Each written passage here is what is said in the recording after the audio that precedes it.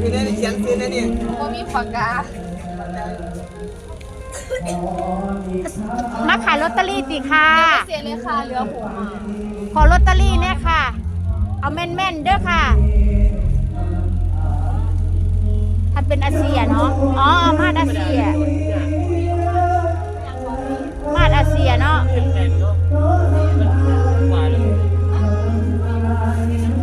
วันนี้มาดอาเซียมากค่ะ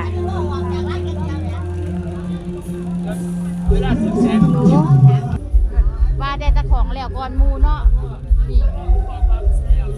บุล่ะ